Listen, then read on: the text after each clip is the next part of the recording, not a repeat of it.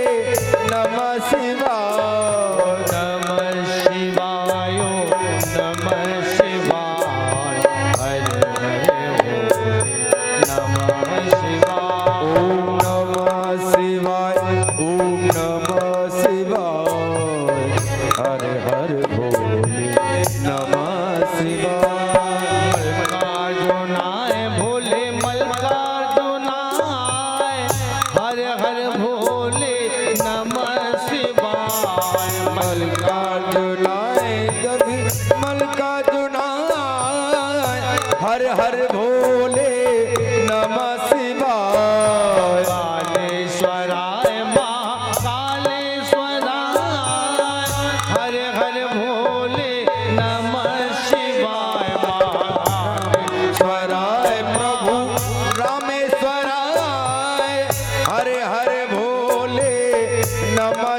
शिवाय नमः शिवाय ओम नमः शिवाय हर हर नमः शिवाय ओम नमः शिवाय ओम नमः शिवाय हर हर भोले नमः शिवाय ओंकारेश्वराय ओंकारेश्वराय हर हर भोले नमः शिवाय ओंकारेश्वराय ओंकारेश्वराय हर हर भोले नमः शिवाय वैद्यनाथाय भोले वैद्यनाथाय हर हर भोले नमः शिवाय वैद्यनाथाय भोले वैद्यनाथाय हर हर भोले नमः शिवाय नमः शिवाय ओम नमः शिवाय हर नमः शिवाय ओम नमः शिवाय ओम नमः शिवाय हर हर भोले नमः शिवाय नागेश्वराय प्रभु नागेश्वराय हर हर भोले नमः शिवाय नागेश्वराय शिव नाथेश्वराय हर हर भोले नमः शिवाय रामेश्वराय शिव रामेश्वराय हर हर भोले नमः शिवाय रामेश्वराय शिव रामेश्वराय हर हर भोले नमः शिवाय नमः शिवाय ओम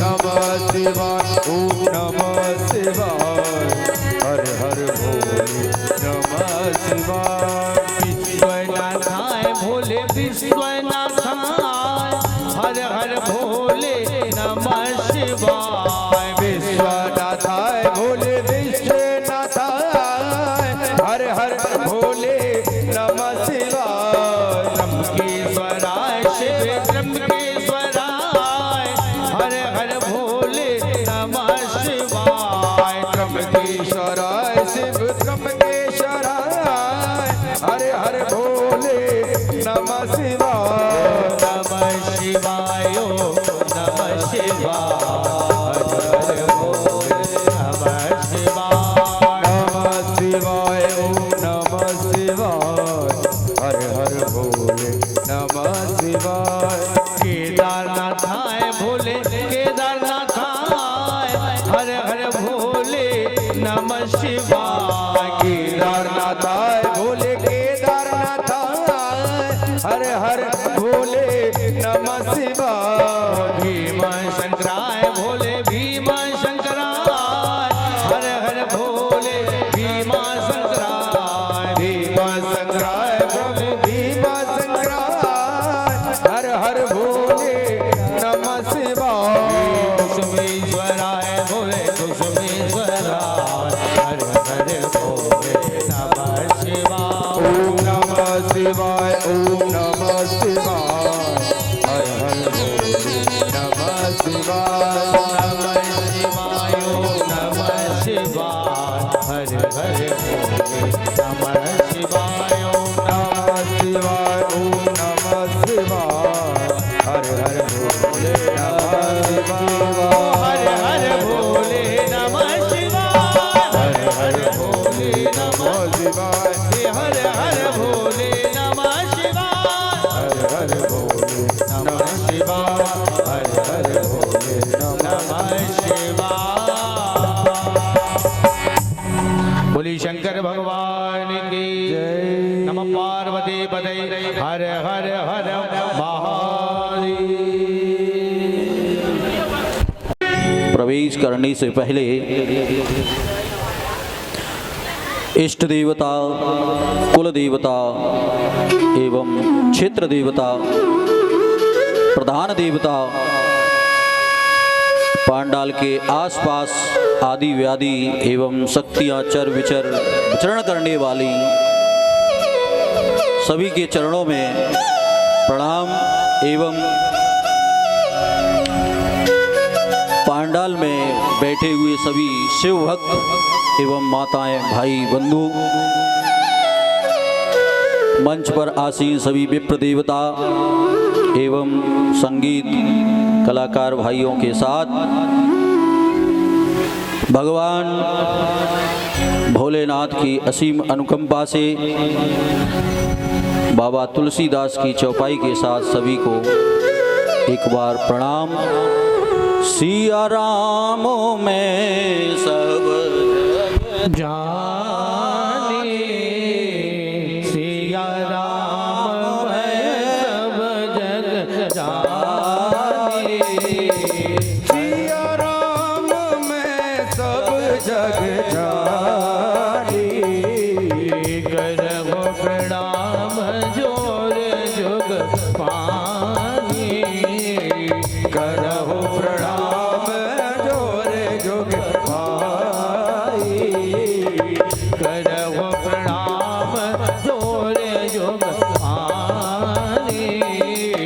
सिया राम में सब जग जानी। सिया राम में सब जग जानी। सिया राम में सब जग जानी। करहु प्रणाम जोर जुग पानी, करहु प्रणाम जोर जुग पानी।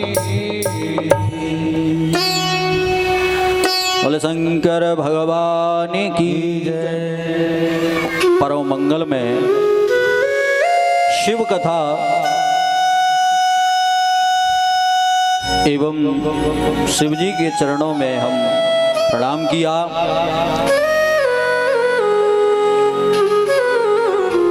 मंगलमयी शिव महापुराण कथा में आज द्वितीय दिवस में प्रवेश करते हैं। आज द्वितीय दिवस में भगवान देवादिदेव महादेव की कृपा से सभी लोग बैठ जाएं।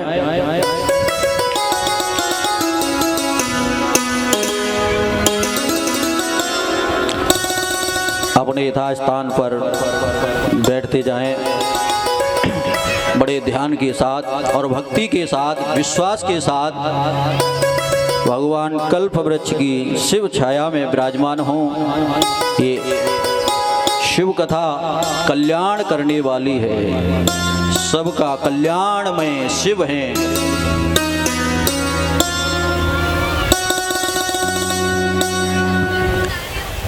श्री राधे। परीक्षित जी महाराज, कल कथा को विराम हमने कहाँ दिया था? यज्ञपति जी, परीक्षित जी,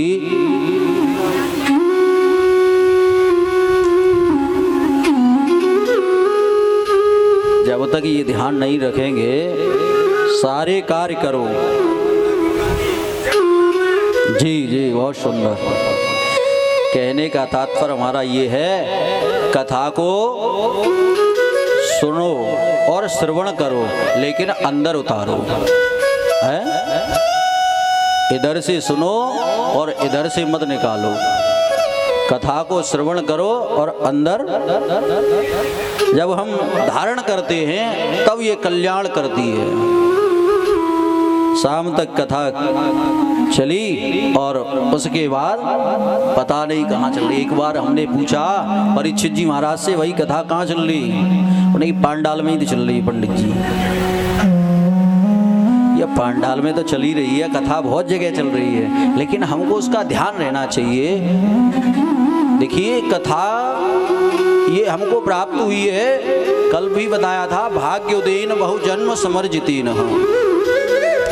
जीवन के अनंत पुण्य उदय हुए, जन्म जन्मांतर भवेत पुण्यम, तब हमको ये अवसर प्राप्त हुआ है। तो इस अवसर को हम ऐसे ही न कमाएं। ठीक है, व्यवस्था बनाएं, व्यवस्थाओं को बनाना चाहिए। व्यवस्थाओं के साथ साथ शिव कथा में हमें ध्यान देना चाहिए। ये जीवन में कभी कभी ये अवसर प्राप्त होता है। विराजमान करो भैया ठाकुर जी को। तो ये जो जो शिव कथा है उसको हमें जीवन में उतारना चाहिए। आपने देवव्रत की कथा सुनी, बिंदुक नाम एवं चंचला की कथा को श्रवण किया, उससे हमको जीवन में क्या प्राप्त होता है? देखो, एक भागवत जी में कथा आती है, आपने श्रवण किया होगा अजामिल की। अजामिल की कथा किन किन लोगों ने सुनी है? जरा हाथ ऊपर उठाओ। भागवत जी में अजामिल की कथा किस किस ने सुनी है? अच्छा, एक चीज और बताइए आप, कल जो आपने कथा श्रवण की देवव्रत की और चंचला की और अजामिल में अंतर क्या हुआ? इसमें अजामिल ने नाम को जपा, अजामिल ने अपने पुत्र का नाम जपा, चाहे पुत्र के रूप में नारायण का नाम जपा, लेकिन नाम जपा। और देवराज ने क्या किया? कथा को श्रवण किया, कैसे भी सुना, धोखे से सुना, लेकिन दोनों की परिस्थिति एक है। हम नाम जप करें या शिव कथा सुने, दोनों से ही हमारा कल्याण होगा। ये शिव नाम जप से भी कल्याण होता है और शिव कथा श्रवण करने से भी, चाहे भागवत कथा को श्रवण करो, रामचरितमानस को श्रवण करो, देवी भागवत को, शिव महापुराण को, किसी भी देवता की कथा को हम श्रवण करते हैं, वो हमारा कल्याण करती है। या किसी हम इष्ट देव का या गुरु मंत्र का या किसी देव का हम मंत्र जाप करते हैं तो वो कल्याण करता है। तो नाम जप और शिव कथा दोनों ही कल्याण करने वाली हैं। तो जीवन में हमको ये अवसर मिला है तो हमें बैठ करके बड़े ध्यान से कथा को श्रवण करें और अपने अंदर भक्ति को विराजमान करें। भक्ति जब विराजमान हो जाती है तो ये कथा हमको बहुत सरल हो जाती है। आपने कभी किसी कथा में सुना हो कि ज्ञानी को भगवान प्राप्त हो? किसी ज्ञानी को भगवान प्राप्त हुए? भक्त को, किसी ज्ञानी को, व्याकरण के ज्ञानी होते हैं, सब ज्ञानी बहुत बहुत विद्वान होते हैं, लेकिन भगवान की प्राप्ति किसको हुई है? कबीरदास जी हुए हैं, कभी स्कूल में पढ़ने नहीं गए। सूरदास जी हुए, उन्हें तो सूरदास जी आंखों से ही नहीं दिखाई देता है, सूरदास है, लेकिन भगवान की प्राप्ति हुई। मीराबाई कौन सी क्लास में पढ़ने गई, कौन से स्कूल में पढ़ने गई मीराबाई? लेकिन भगवान कहते हैं भक्ति, बिना भक्ति के, बिना प्रेम के भगवान की कथा या नाम संकीर्तन सुलभ नहीं होता है। इसलिए तो जीवन में यही उतारें कि नाम जप करें, ज्यादा से ज्यादा नाम जप करें, जीवन में नाम जप करें और कहीं भी कथा श्रवण करने को प्राप्त हो जाए उस कथा को श्रवण करें। कहीं भी जीवन में, कहीं भी रास्ते में चल रहे हों और कहीं भागवत कथा, शिव कथा हो रही है, उस जगह प्रणाम करें। भगवान शिव की कृपा हम लोगों पे कब हो जाती है? रास्ते में चल रहे हैं, कहीं शिव कथा हो रही है, भागवत कथा हो रही है, और मन में थोड़ा सा भी विचार आ जाए कि भागवत कथा हो रही है, हम यहाँ प्रणाम करें, बैठें, श्रवण करें, तो उस समय हृदय में ठाकुर जी विराजमान हो जाते हैं। घर से जब चलते हैं, विचार बनाते हैं कि वहाँ नंगला सदा में शिव महापुराण हो रहा है, शिव महापुराण की कथा हो रही है, वहाँ चलना है, तो ये समझो उसी समय शिव जी ने आपके ऊपर कृपा कर दी। बिना कृपा के सत्संग प्राप्त नहीं होता है, तो जीवन बदल देता है। का भी अगर आपके जीवन में सत्संग मिल जाए तो हमारा पूरा जीवन बदल जाता है। देवराज को कुछ ही क्षणों का सत्संग मिला शिव कथा का और उसका जीवन बदल गया और भगवान शिव के धाम में गया। तो जहां हम जाएं, कहीं भी जाएं, सत्संग होता है, सत्संग हो रहा है तो वहां हमको जाना चाहिए, प्रणाम करना चाहिए। ये समझें कि हमारे जीवन में ये ठाकुर जी ने, शिव जी ने कृपा की है। इसलिए जीवन में यही लक्ष्य लें, शिव कथा में बैठें, देवादिदेव महादेव हमारे ऊपर कृपा करें, हमारा जीवन धर्म में जुड़ जाए, है सत्संग में जुड़ जाए, ऐसी कृपा करें। संतों के पास जाएं तो केवल एक ही प्रश्न करें, भगवान किस प्रकार मिलेंगे, भगवान के शिव जी के चरणों में किस प्रकार अनुराग होगा, किस प्रकार भक्ति होगी। यही संतों के पास जाकर के प्रश्न करना चाहिए। संतों के पास जाकर के कभी ये प्रश्न मत करो कि हमारी फैक्ट्री चलेगी कि नहीं चलेगी, हमारे घर में बेटा होगा कि नहीं होगा, है हमारे घर में बेटे की शादी होगी कि नहीं होगी। एक ही प्रश्न करो, भगवान की प्राप्ति कैसे होगी। इस छत्र छाया में बैठे हैं शिव की में, तो केवल एक ही मन में लक्ष्य लेकर के बैठो, हमारा जीवन का कल्याण हो जाए, हमको शिव धाम मिले, शिव लोक मिले। इससे बढ़कर के दुनिया में कोई चीज नहीं है, कोई वस्तु नहीं है। संसार में मनुष्य हर चीज को प्राप्त कर सकता है। मनुष्य चाहे तो संसार में हर चीज प्राप्त कर सकता है, धन वैभव गाड़ी घोड़ा इत्यादि सब प्राप्त कर सकता है, लेकिन भक्ति बिना सत्संग के नहीं होती है। तो कहने का तात्पर्य यह है कि भगवान के चरणों में अनुराग हो जाए, प्रेम हो जाए तो हमें भक्ति प्राप्त हो जाएगी, हमें शिव लोक प्राप्त हो जाएगा। इसलिए हमें ये अनुराग करना चाहिए, क्योंकि जीवन में व्यक्ति का संसार में आनागमन लगा ही रहता है।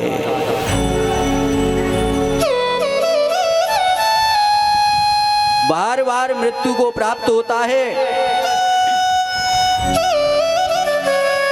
बार बार मृत्यु को प्राप्त होता है और बार बार जन्म लेता है, लेकिन व्यक्ति ये नहीं समझ पाता इस पृथ्वी पे मेरा जन्म क्यों हुआ है। पृथ्वी पे जन्म क्यों हुआ है, बार बार मृत्यु को प्राप्त होते हैं। पुण्यरफे जननम पुण्यरफे मरणम पुण्यरफे जननी जठरे सेनम। बार बार हमको जन्म प्राप्त हो रहा है और बार बार हम मृत्यु को प्राप्त हो जाते हैं।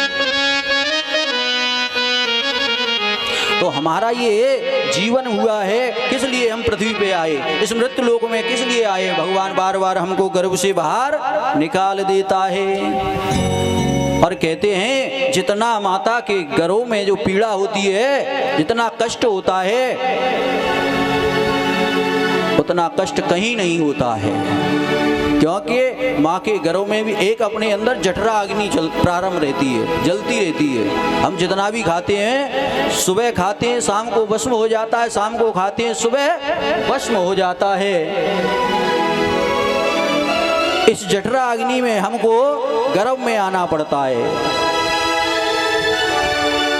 और उस समय जीव भगवान से प्रार्थना करता है, हे शिव मेरे ऊपर कृपा करना, मुझे इस नरक से बाहर निकाल दे। लेकिन देवादिदेव महादेव बड़ी कृपा करते हैं, भक्त की स्तुति को सुनते हैं और प्रार्थना को श्रवण करके सुन करके 9वें महीने में उसे पृथ्वी पर डाल देते हैं। भगवान की ऐसी मंगलमयी कृपा होती है, लेकिन व्यक्ति जैसे ही पृथ्वी पे आता है, जो गर्भ में प्रार्थना कर रहा था, हे ठाकुर जी इस गर्भ से मुझे बाहर निकाल दो, मैं तेरा भजन करूंगा, है मैं तेरा भजन करूंगा, मैं सत्कर्म करूंगा, मैं धर्म करूंगा। लेकिन जैसे ही पृथ्वी पे आता है विष्णु की माया उसे पकड़ लेती है, सब कुछ भूल जाता है, जो घरों में याद रख रहा था वो सब कुछ भूल गया। और क्या हुआ जीवन में, बचपन हुआ तो भोग योनि में निकल गया, है खटमल में पड़ा है, मच्छर काट रहे हैं, लेकिन केवल क्या करता है बच्चा, रोता है। पेट में दर्द हो रहा है तब भी रो रहा है, भूख लग रही है तब भी रो रहा है। केवल उसका एक ही लक्ष्य रहता है, रोना। जब बड़े हुए तो स्कूल में गए तब भी रोना, थोड़े बड़े हो गए शादी हो गई फिर भी रोना, अब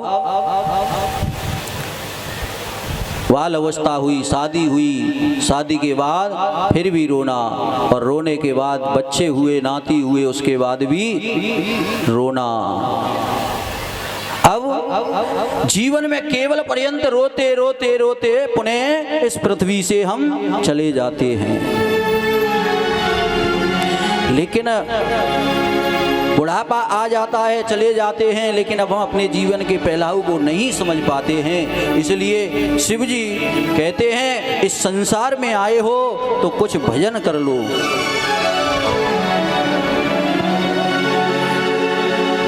तेरे जीवन में खुशियाँ तमाम आएगी, ले माँ की दुआएं तेरे काम आएगी। तेरे जीवन में खुशियाँ तमाम आएंगी, तेरे जीवन में खुशियाँ तमाम आएंगी, लीली माँ की दुआएं तेरे काम आएंगी, ओ लीली माँ की दुआएं तेरे काम आएंगी।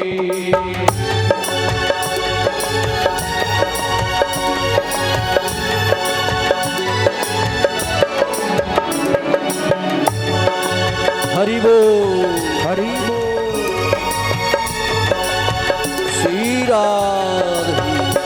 9 महीने तन के साजे में ढालती है माँ, 9 महीने तन के सांचे में ढालती है माँ, फिर जन्म देती है और पालती है माँ, फिर जन्म देती है और पालती है माँ। 9 महीने तन के साचे में ढालती है माँ, फिर जन्म देती है और पालती है माँ, फिर जन्म देती है और पालती है माँ, फिर जन्म देती है और पालती है माँ। दुख जो बच्चे पे हो माँ पहचान जाएगी, दुख जो बच्चे पे हो माँ पहचान जाएगी, लीली माँ की दुआएं तेरे काम आएंगी, ओ लीली माँ की दुआएं तेरे काम आएंगी।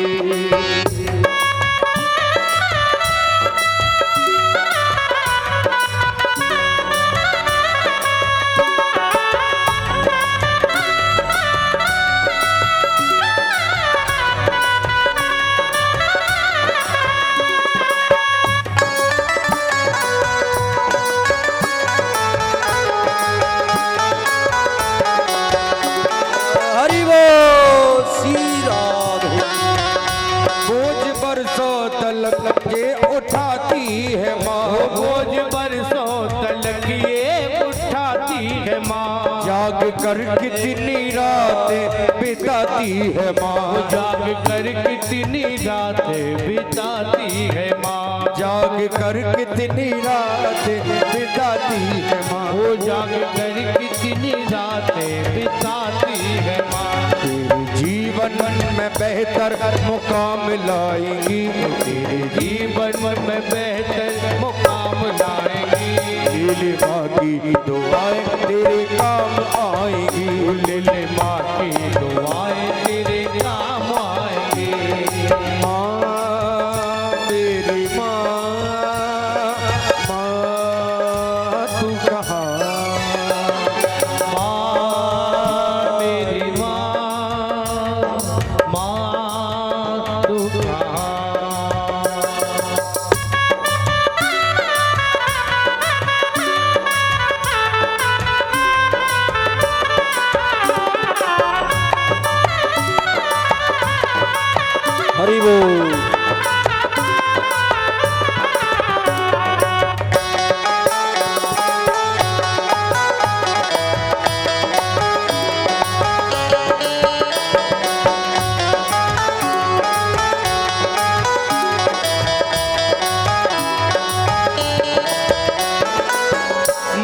पैदा किया अपनी पहचान है। माँ ने पैदा किया हम उसकी पहचान है। माँ हमारी तुम्हारी सबकी भगवान है। माँ हमारी तुम्हारी सबकी भगवान है। माँ हमारी तुम्हारी सबकी भगवान है। माँ हमारी तुम्हारी सबकी भगवान है। अपनी माँ को मना ये माँ मान जाएगी। अपनी माँ को मना ये माँ मान जाएगी। ले ले माँ की दुआएं तेरे काम आएगी। ले ले माँ की दुआएं तेरे काम आएगी। ले ले माँ की दुआएं तेरे काम आएगी। ले ले माँ की दुआएं तेरे काम आएगी। ले ले माँ की दुआएं तेरे काम आएगी। हर समय सबसे ज्यादा ख्याल रखती है, लेकिन दुर्भाग्य है कलयुग में बच्चे ही माँ को भूल जाते हैं। जन्म देने के बाद माँ को भूल जाते हैं। एक रमा नाम की स्त्री थी, भगवान की शिव भक्त थी, भोले बाबा की बड़ी भक्त थी। लोग गांव में कहते थे ये रमा है, इसको क्या उमा कहें, क्योंकि शिव की भक्त तो उमा साथ रहती है, ये इतनी बड़ी भक्त है शिव की। तो ये वास्तव में उमा के समान है। शिव जी की सेवा मंदिर में करती थी। कुछ समय व्यतीत हुआ, धीरे धीरे बड़ी हुई। उसके बाद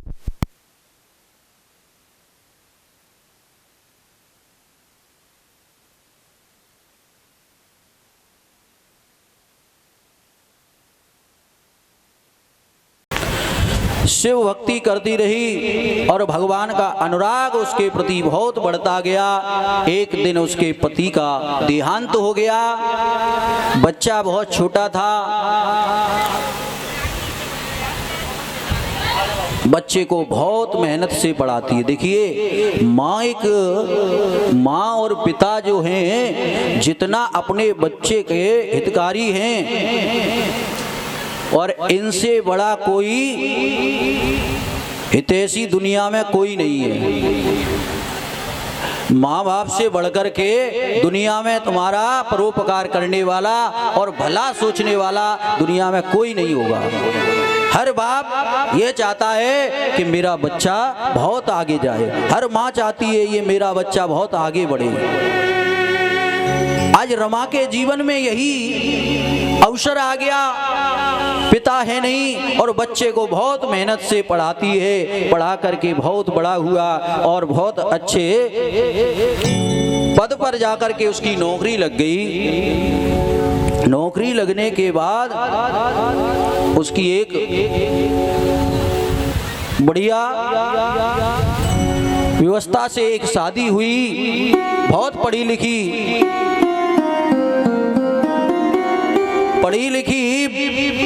लड़की आ गई, बहू आ गई। माता घर में रहती है।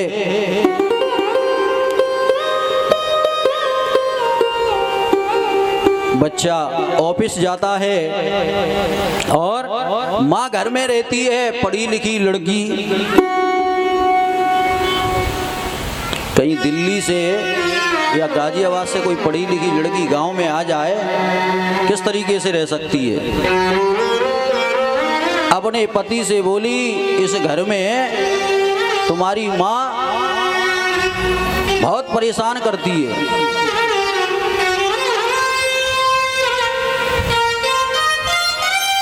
बेटा जब ऑफिस जाता है उसके बाद में वो माता के साथ, अपनी सास के साथ में जो व्यवहार करती है, दुर्भाग्य व्यवहार करती है। और जब उसका पति आ जाए उसी समय एकदम सीधी सादी, ये समझो सती अनुसुईया के बाद इसी का नंबर हो, खड़ी हो जाती है, बड़ा आदर सत्कार करती है। और जैसे ही पति गया पुनः उसी हालत में आ जाती है कि सफाई करो, चौके में बर्तन मांजो। कुछ दिन व्यतीत हुआ, उसके बाद में बोली इस घर में तुम्हारी माँ रहेगी या फिर मैं ही रहूंगी। बेटा आया, बेटे ने कहा अब माता पे भी बुढ़ापा, माँ पे बुढ़ापा आ गया है, ये भी इधर उधर की बातें बहुत करती है, अभी 2-4 दिन रुक जाओ, मैं इसको अनाथ आश्रम में छोड़ आऊंगा। 2-4 दिन और बीते, उसके बाद में अपने पति से बोली अभी आप इनको अनाथ आश्रम में नहीं ले जा रहे, ये मुझे बहुत परेशान करती हैं। ये बात उसकी माँ कमरे में से सुन रही थी।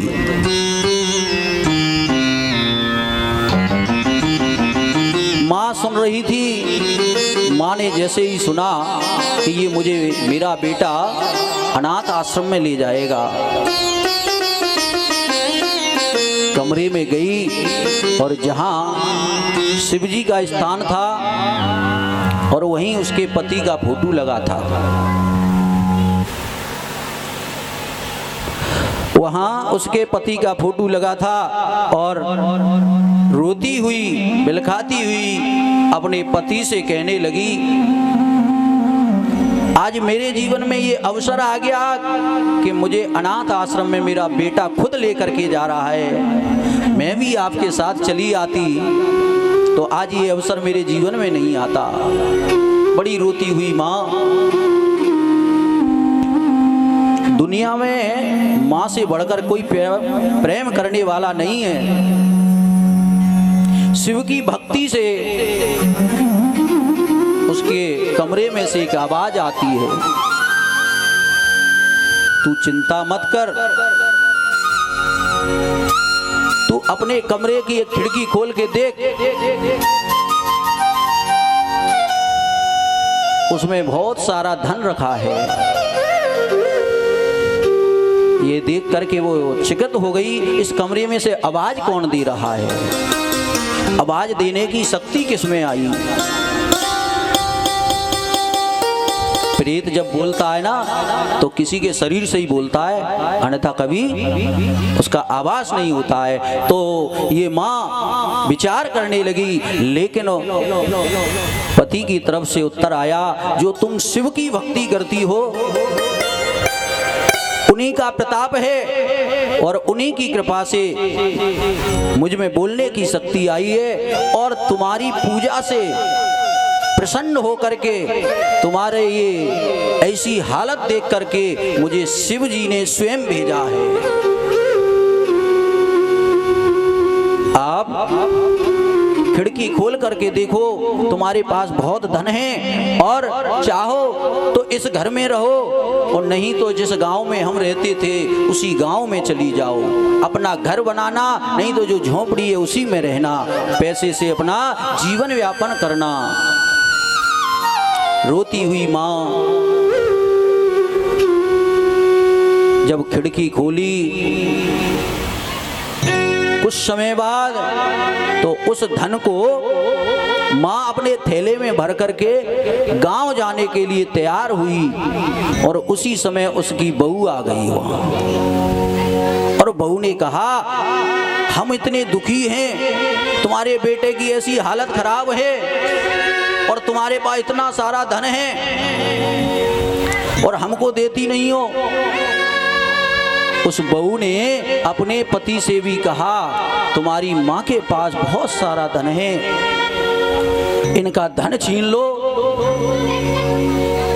और इन्हें घर से बाहर निकाल दो।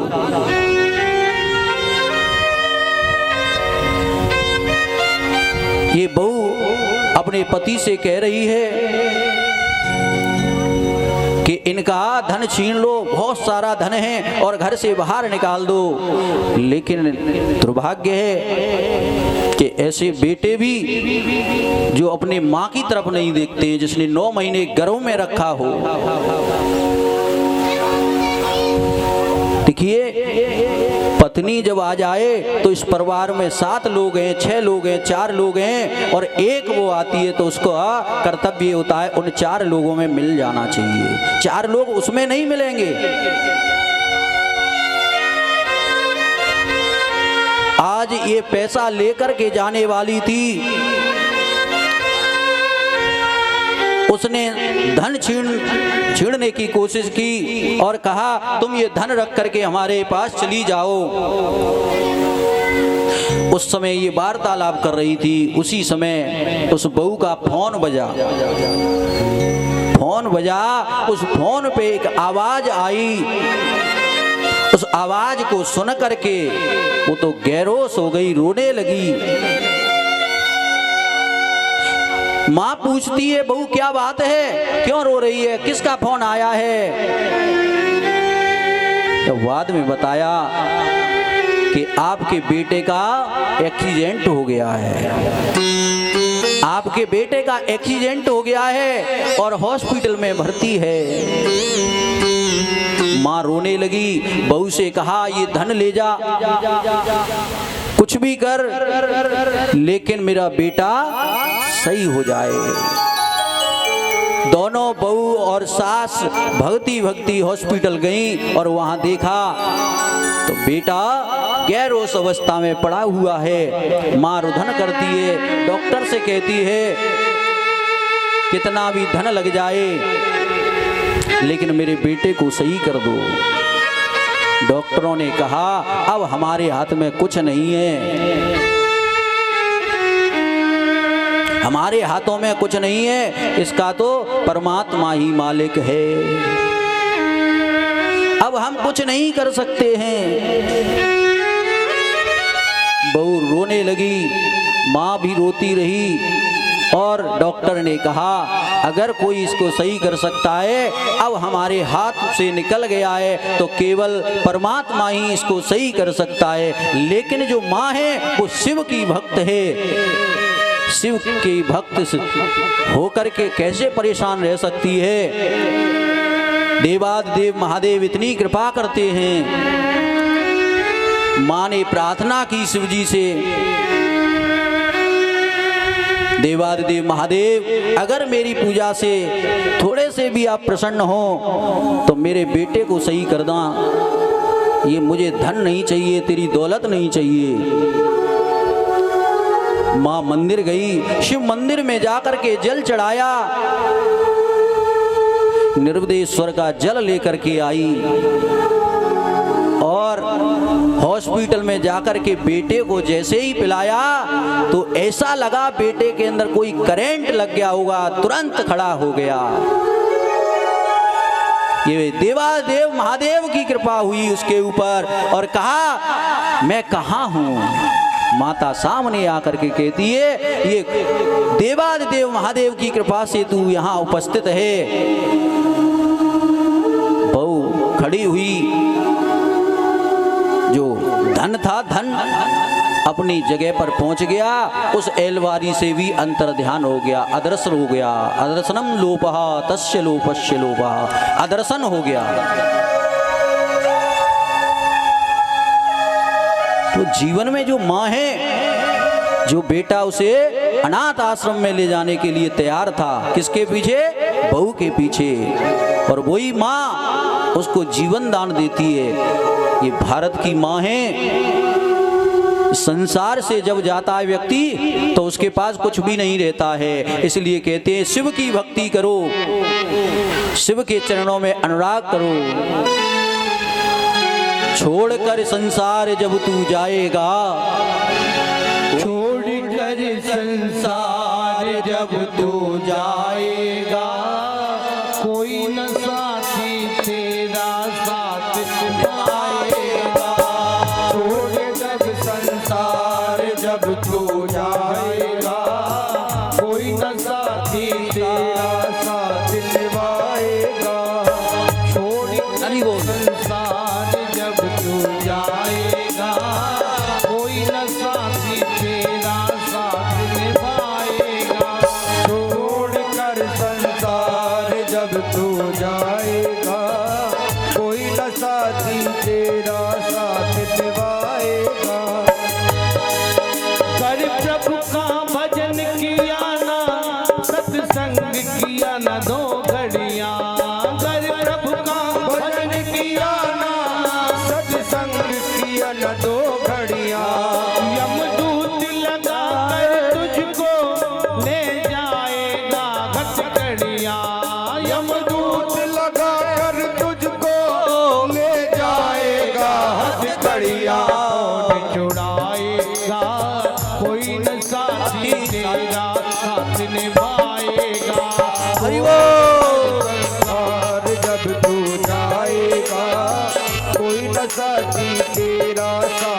निभाएगा।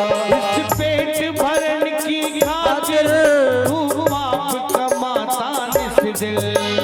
पेट भरन की खातिर तू पाप कमाता निस दिल। इस पेट भरन की खातिर तू पाप कमाता निस दिल। इस पेट भरन की खातिर तू पाप कमाता निस दिल। शमशान में लकड़ी रख कर तेरे आग लगेगी एक दिल।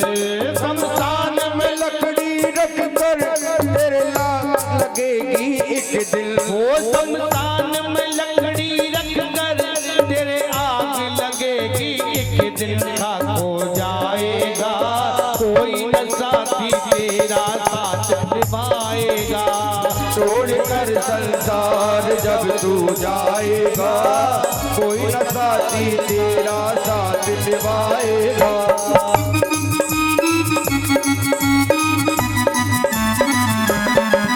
हरि बोल श्री राम जय हो हर हर महादेव।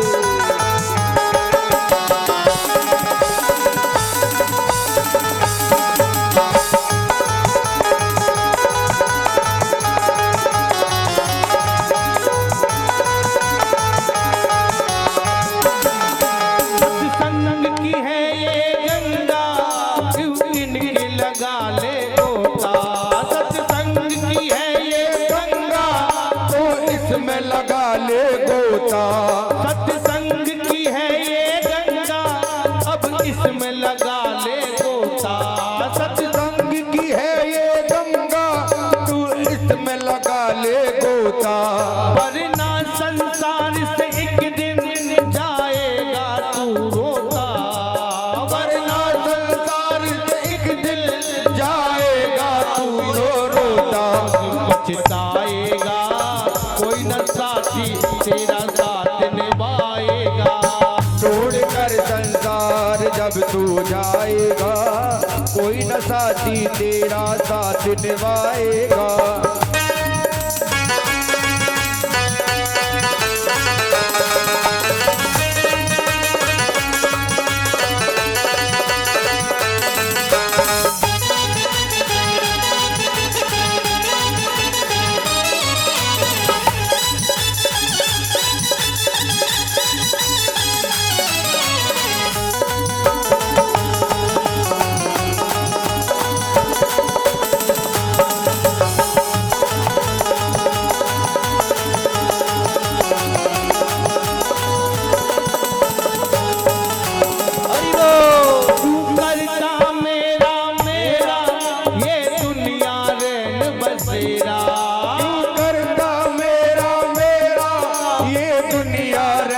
बसेरा तू करता मेरा मेरा ये दुनिया रैन बसेरा क्यों करता मेरा मेरा ये दुनिया रहन बसेरा यहाँ कोई न रहने पाता है चंद दिनों का डेरा कोई न रहने पाता है चंद दिनों का डेरा बस उड़ जाएगा कोई न साथी तेरा साथ निभाएगा छोड़ कर संसार जब तू जाएगा कोई न साथी तेरा साथ निभाएगा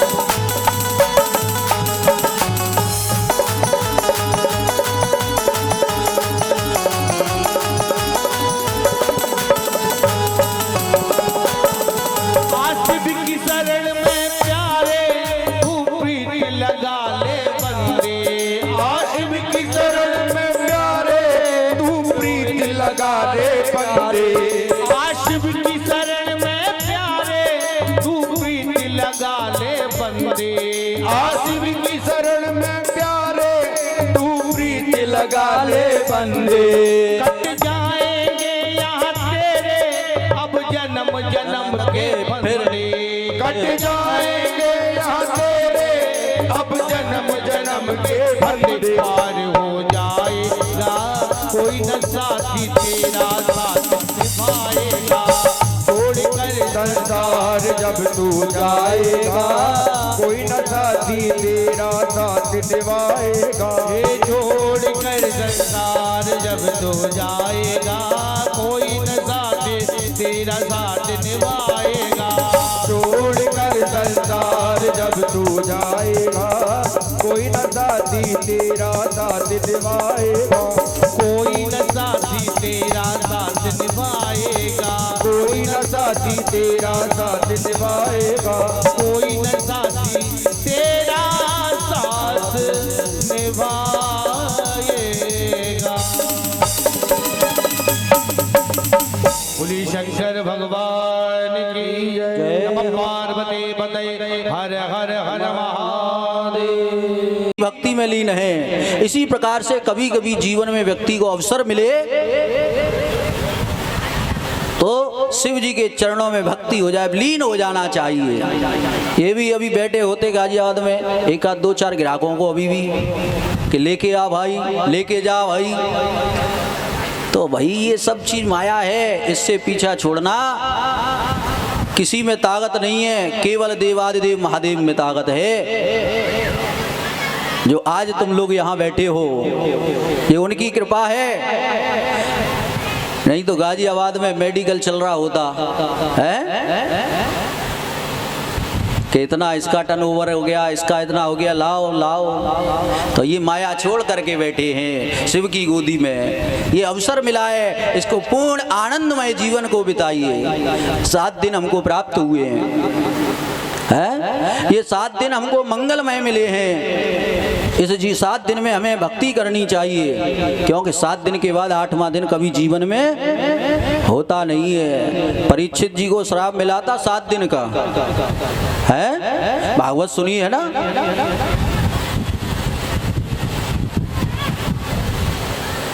और वो परीक्षित ही नहीं, केवल हम सब भी परीक्षित हैं। और 7 दिन के अंदर हम सबको भी जाना है। बताओ 7 दिन के बाद 8वां दिन कोई होता हो, गिन लो, एतवार सोमवार रविवार है। ये परीक्षित के लिए श्राप नहीं था तक्षक का, है ये हमारे जीवन में ही हम सब लोग परीक्षित हैं। तो हम सबको जाना है भगवान के धाम को। जो संसार में आया है उसको जाना है। इसलिए जितना समय मिला है, जितना क्षण मिल रहा है, आनंद में व्यतीत कीजिए। जीवन पर्यंत हम उसी माया में लगे रहेंगे। सुबह बैग उठाना, ऑफिस जाना और पुनः शाम को रात में आना और खा के फिर सो जाना, फिर सुबह बैग तैयार कर लेना, फिर जाना। एक भाई साहब थे, रोज ऑफिस जाते थे, हैं सीए साहब, है ना। तो सुबह उठे और बढ़िया जल्दी जल्दी मैडम ने बैग लगाया और ऑफिस के लिए निकल गए। और ठीक रात्रि को 8 बजे आना। और उनकी मैडम रोज 8 बजे खाना गरम गरम खिलाती थी। मैडम ने कहा मेरा 8 बजे का ही टाइम है, 8 बजे से ज़्यादा लेट हुए तो मैं गरम गरम ये भोजन नहीं खिला पाऊंगी। एक दिन पतिदेव विलंब से रात के किसी ऑफिस के कारण लेट हो गए। मैडम जी ने तो 8 बजे का टाइम है, खाना बनाया और बना करके रख दिया। इंतजार किया 8 के बाद 9 का 10 का, लेकिन बज गए 11। बड़ी गुस्सा आ रही है मैडम को, दिमाग बहुत गर्म हो रहा है। पतिदेव आए और तुरंत दरवाजे पे ही घेर लिया। इतनी रात में कहाँ से रहे, कहाँ रहे? अरे मुझे इतना जगना पड़ा है और ये इतनी लेट आओगे तो मैं आपको गरम गरम खाना नहीं खिला पाऊंगी।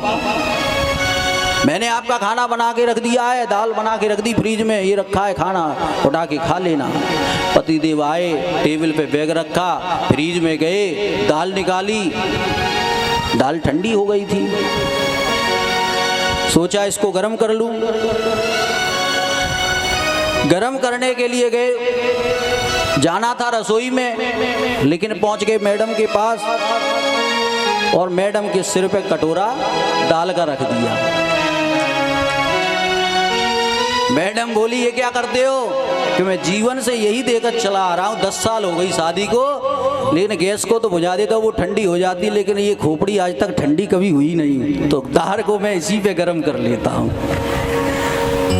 तो भैया सब तरह की दुनिया है, लेकिन भगवान की शिव की कृपा से परिवार सुंदर मिल जाए, बच्ची सुंदर मिल जाए, भक्त खानदान में बच्ची मिल जाए या पहुंच जाए, तो ये ठाकुर जी कृपा है, शिव जी की कृपा है। शिव की महिमा को कितना गाएं कोई पार नहीं पा सकता।